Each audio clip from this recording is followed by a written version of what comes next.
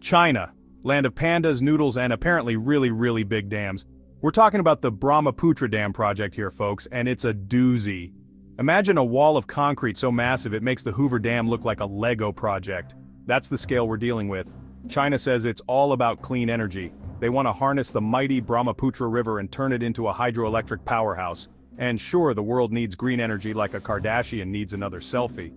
But as with most things involving massive infrastructure projects, the devil is in the details. And these details are about as clear as a glass of Yangtze River water. This ain't just some internal Chinese affair though. This river, it doesn't respect borders. It flows from the Tibetan Plateau through India and down into Bangladesh. So when China starts messing with the tap at the top, everyone downstream pays attention. And by pays attention, I mean starts sweating profusely and looking for the international equivalent of a strongly worded letter. For the millions of people in India and Bangladesh who rely on the Brahmaputra for their livelihoods, this is no small matter. The river is a lifeline, providing water for agriculture, fishing, and daily needs. Any significant alteration to its flow could spell disaster for these communities. China, of course, assures everyone that the dam will be beneficial and that they have everything under control. They tout the potential for massive hydroelectric power generation and the benefits of clean energy. But environmentalists and neighboring countries remain skeptical, worried about the ecological and geopolitical impacts. The Brahmaputra is not just a river, it's an ecosystem, a cultural heritage, and a source of life for millions. It's woven into the fabric of the communities it touches, and any disruption could have far-reaching consequences. As the world watches, the hope is that diplomacy and cooperation will prevail over unilateral actions. Because in the end, the Brahmaputra is a shared resource, and its future should be decided collectively, not by one nation alone. Now let's talk about India for a second. This vast and diverse country is home to a myriad of landscapes, cultures, and climates.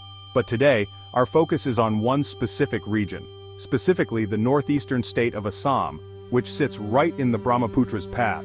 This mighty river is both a lifeline and a potential threat to the region. Assam relies on this river like a college student relies on instant ramen.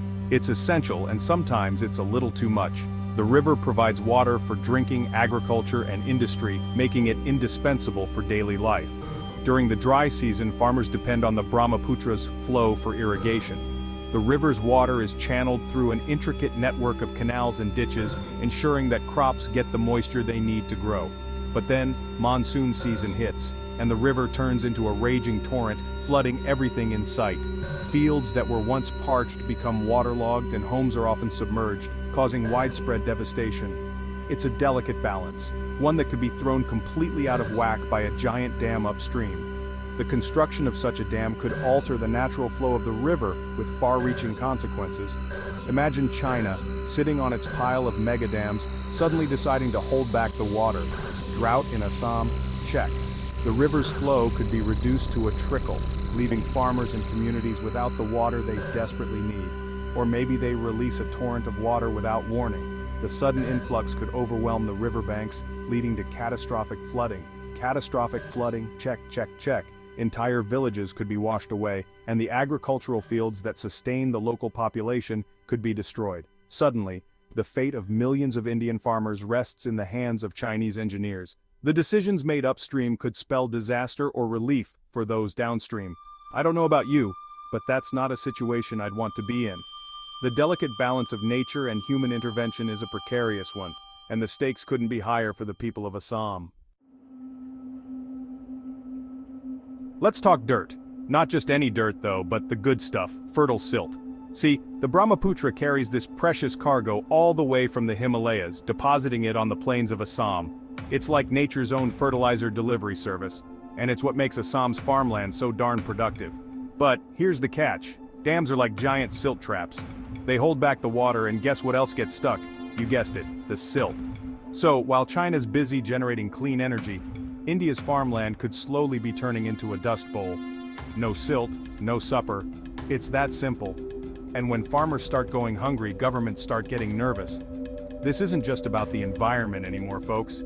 It's about food security, economic stability, and a whole lot of geopolitical tension. The Himalayas, majestic, snow-capped, and home to a delicate ecosystem that's about to get a whole lot more complicated. Because when you build a dam, you don't just change the flow of a river, you change everything. Fish migration routes, disrupted. Habitats for endangered species, flooded. The delicate balance of life in one of the world's most biodiverse regions, thrown into chaos. And let's not forget about climate change. The Himalayas are already feeling the heat, with glaciers melting at an alarming rate. Add a massive dam to the mix, and you're basically throwing fuel on the fire. Section 5. Water Wars, the new frontline. Here's where things get really interesting or really terrifying, depending on your perspective. Water is life, and when countries start squabbling over a shared resource, things can get a little tense. India and China already have a bit of a history. Border disputes, political posturing, the whole 9 yards.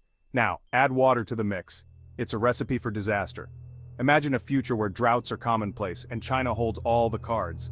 Water diplomacy? More like water blackmail. It's a scenario that should keep diplomats up at night and probably invest in some really good water filters. Section 6. Pakistan's Indus predicament, a cautionary tale. Let's take a quick detour to Pakistan, shall we? See, the Indus River, another mighty Himalayan waterway, flows through Pakistan, and guess what? India's been building dams on that river for decades. The Indus Cascade Project, as it's known, has been a source of tension between India and Pakistan for years. Pakistan claims the dams reduce water flow and hurt their agriculture. Sound familiar? Now, I'm not saying China's trying to pull an India here, but I am saying that history has a funny way of repeating itself, especially when it comes to water and geopolitical rivalries. Section 7. Damned if you do, damned if you don't. So here's the dilemma. The world needs clean energy. China needs to power its booming economy. But at what cost? The Brahmaputra Dam project is a microcosm of the challenges facing the 21st century, balancing economic development, environmental protection, and international cooperation. It's a high-stakes game of Jenga, and one wrong move could send the whole tower crashing down. It's easy to point fingers, to blame China for being power-hungry or India for being alarmist. But the truth is there are no easy answers here.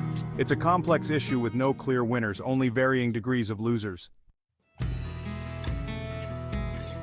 Section 8. So, what now? A river runs through it, and everyone wants a piece. The Brahmaputra River, a lifeline for millions, is at the heart of a complex geopolitical puzzle. So, what's the solution? If I had a magic wand, I'd wave it and make everyone get along. Imagine a world where disputes dissolve with a flick of the wrist and harmony reigns supreme. But this is the real world, folks, and magic wands are in short supply. The reality is far more complicated, with each nation having its own interests and concerns. What we need is dialogue, transparency, and a whole lot of cooperation. It's about sitting down at the table, putting aside differences, and working towards a common goal. China needs to be upfront about its plans for the Brahmaputra and work with downstream countries to mitigate potential impacts. This river is not just a resource, it's a shared heritage that demands responsible stewardship.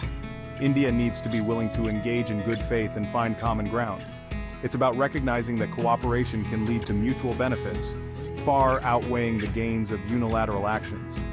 And hey, maybe, just maybe, this could be an opportunity. An opportunity to redefine relationships, to build bridges, both literal and metaphorical. An opportunity to build trust, foster cooperation, and show the world that even in the face of seemingly insurmountable challenges, we can find a way forward. It's about setting an example, proving that diplomacy and collaboration can triumph over conflict. Or, we could just keep building dams and hope for the best.